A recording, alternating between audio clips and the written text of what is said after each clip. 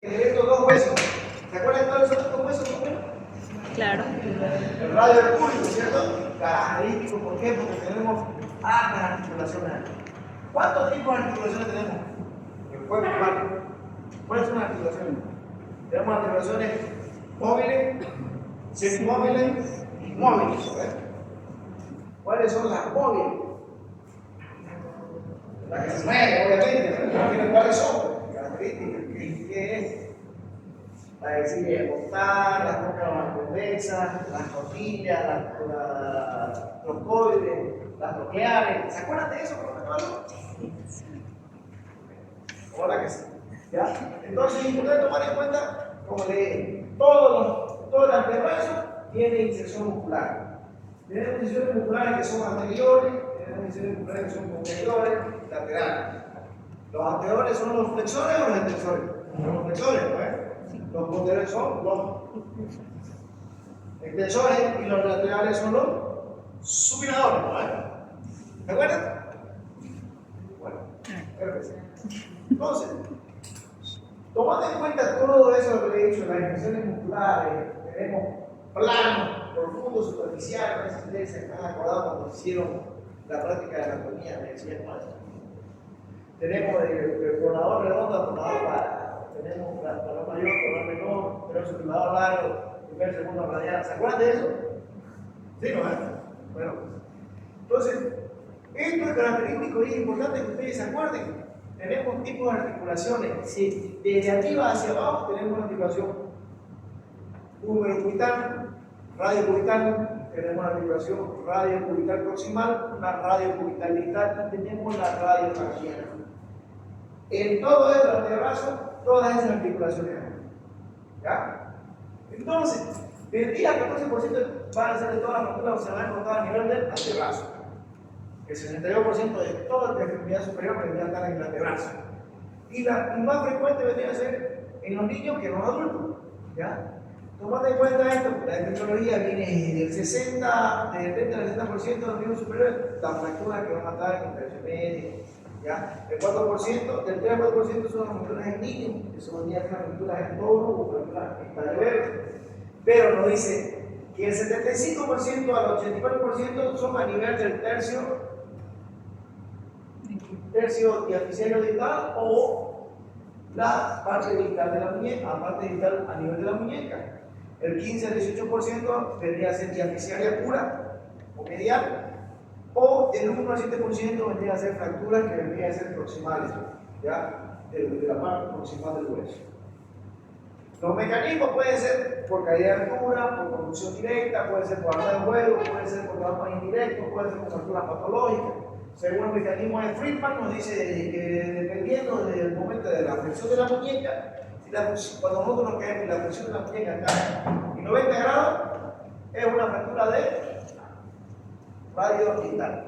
Si la fractura arriba de los 90 grados, 100, 110, 115, puede ser fractura a nivel de los huesos del carpo. Y si la fractura es menor a 90 grados, 80, 75, 70 grados, la fractura puede ser a nivel del tercio medio. ¿Ya? Este mecanismo de Friedman es importante. Entonces, la misma imagen anteriormente. Antecedentes de trauma, la clínica del paciente y estudios que le vamos a solicitar. Entonces, el paciente va a tener con dolor, aumento de volumen, impotencia funcional, deformidad a nivel del miembro afectado, crédito a nivel del trazo de fractura, pérdida de eje mecánico y lo más importante, acortamiento del miembro afectado. O lo va a ver deforme, o lo va a poner acortado. Le damos una imagen. Por ejemplo, aquí tenemos radiografía. Siempre AP y lateral. Siempre AP y lateral. Ya, aquí tenemos una fractura diafisaria casi distal. ¿Ya? La clasificación A nos dice, la clasificación O nos dice de la simple, de las fracturas con tercer fragmento y de las fracturas complejas, que pueden ser segmentarias o minúsculas. Entonces, aquí pregunta de examen, clasificación de la fractura o lesiones o luxofracturas de Galeazzi. ¿Cómo se caracteriza la lesión de Galeazzi o fractura de Galeazzi? Sencillo, ustedes la ven la imagen acá. ¿Cuál vendría a ser una fractura de Galeazzi? Vendría a ser la fractura que tenga o la característica debería ser de que la fractura tiene que ser en el tercio medio del radio y que tenga una luxación radio-cubital distal. ¿Alguien no entendió? La fractura o luxación o la lesión de Galeazzi se caracteriza ¿por qué? Porque tiene una lesión en el tercio medio del radio y tiene una luxación radio-cubital distal. ¿Ya? ¿Sí? Ahí tienen la imagen. Esta imagen, acuérdensela, esta imagen, en esta radiografía. ¿Listo? La clasificación, ahora vamos a explicar lo que vendría a ser la lesión de botella. Es lo mismo, pero lo colocamos. Decíamos que el radio estaba fracturado en el tercio medio y la luxación era el radio cubital distal, ¿no ves? Ahora la fractura de Montella, ya lo volcamos. La fractura es en el cúbito diaficiario y la luxación es a nivel del radio cubital proximal. Y la clasificación de Vado, que debería ser la fractura de Montella, nos dice que puede ser la Vado 1, 2, 3 y 4, dependiendo de la 1, del desplazamiento de la cabeza del radio proximal. Me dije que estaba luchando, ¿no? Tiene que ser anterior. La tipo 2, el desplazamiento es posterior. La tipo 3, el desplazamiento es externo. Y la tipo 4 nos dice que, aparte que está fracturado el cúbito diaficiario, aparte que está luxado la cabeza del radio a nivel del tercio proximal del codo, también está fracturado en el tercio medio. Cualquiera de estas va a la fractura del radio, si ustedes no me entendieron. ¿Sí? ¿Alguien que no entendió? ¿Todo bien? Bien. Ahí tienen. Este es una Vado 1, ¿ok? Hacia anterior. ¿Ya? También tenemos la lesión del centro característico, ¿por qué? Porque tenemos una fractura a nivel del tercio proximal del radio, a nivel de la cabeza del radio, y que esta fractura va a llegar hasta lo que vendría a ser la membrana interósea. Va a separar la membrana interósea y va a provocar una luxación radio-cubital distal. Entonces, el cerebro-frente se caracteriza por tener una fractura en la cabeza del radio, una lesión en la membrana interósea que nos provoca una luxación radio-cubital distal. ¿Entienden? Yes. Entonces, la clasificación de paso es la clasificación en la cual vamos a hablar de las fracturas de la cabeza del radio, que nos puede decir de tipo 1, 2, 3 y 4, en la cual nos dice que la tipo 1 puede ser una fractura del tratamiento conservador, está en el perímetro, la tipo 2 a nivel del cuello, la tipo 3 es una multifragmentada y tipo 4 vendría a ser la fractura combinada con una luxación del codo. ¿Ya? Que es la clasificación de Masón de la fractura de radio proximal. Tenemos una clasificación de Colton en la cual nos la va a clasificar las fracturas de, ¿qué se llama esto? Olectra, ¿no? Nos la clasifica dependiendo si son fracturas desplazadas o fracturas no desplazadas. Entre las fracturas desplazadas pueden ser por avulsión, pueden ser unas fracturas que sean oblicuas o transversas, o pueden ser fracturas cominutas como vemos en la imagen. No desplazada, que puede ser cominuta, pueden ser OIT u fracturas transversas. O por último, fracturas que vengan con combinación con una luxación del codo. ¿Ya? Tenemos la fractura de Reagan y Monroe, en la cual nos habla de las fracturas de, ¿qué se llama esto? La apófisis coronoide. ¿Ya? Esa es importantísima, ¿por qué? Porque esa es la que le da mayormente la estabilidad al codo. ¿Ya? Esta es la que le da la estabilidad completa al codo. Y la va a clasificar dependiendo, en grado 1, 2, 3, dependiendo del trazo de fractura que venga y de todo el espesor de la apófisis coronoide. Los tratamientos pueden ser desde con clavos hasta con placa y tornillo. ¿Ya? Ahí tenemos diferentes, podemos combinar entre placas y tornillos. ¿Ya? Esto podría ser un tratamiento quirúrgico. El tratamiento quirúrgico no hay mucho tratamiento conservador porque este vendría a ser caracterizado como si fuera una fractura de articular, porque es un tipo de articulaciones que tiene múltiples iniciaciones musculares que se desplazan. ¿Ya? Por último, lo que vendría a ser las fracturas del radio distal, ya característico, radio distal, radio cúbico, las fracturas de muñeca. Nosotros tenemos la clasificamos dependiendo de tres columnas, tenemos una columna lateral, una columna intermedia y una columna medial, o también podemos decir radial, columna radial, intermedia y un lado orbital. En la cual nos dice que las fracturas de radio distal son lesiones más frecuentes, constituyen el 14 al 17% de todas las fracturas, y estas son de forma de una distribución bimodal de jóvenes y de adultos, y de adultos avanzados, ¿ya? Tomando en cuenta que el mecanismo siempre hay que tomar en cuenta que va a dar una fuerza de compresión transmitida de un obstáculo que vendría a ser el piso al esqueleto anterolación. Quiere decir esto. Ustedes se caen así. Dependiendo de la población que ustedes tengan, vamos a ver qué tipo de fractura van a tener. Fracturas en los huesos del carpo, hasta fracturas a nivel del radio distal o fracturas a nivel del radio o del cúbito diapisiario. ¿Ya? Y tenemos tres tipos de fracturas. Tenemos las fracturas por compresión y extensión, que vendrían a ser las fracturas de Cole y las fracturas de Barton. Tenemos las fracturas también por compresión, pero en flexión, que pueden ser las fracturas de Barton polar y la fractura de Smith. Y por último tenemos las fracturas complejas dependiendo del mecanismo asociado. ¿Ya? Entonces, hablamos, como siempre, el paciente tiene control, impotencia funcional, crítico, aumento de volumen y diálisis mecánica. Tomar en cuenta siempre las angulaciones de la muñeca, que esto lo van a ver ustedes.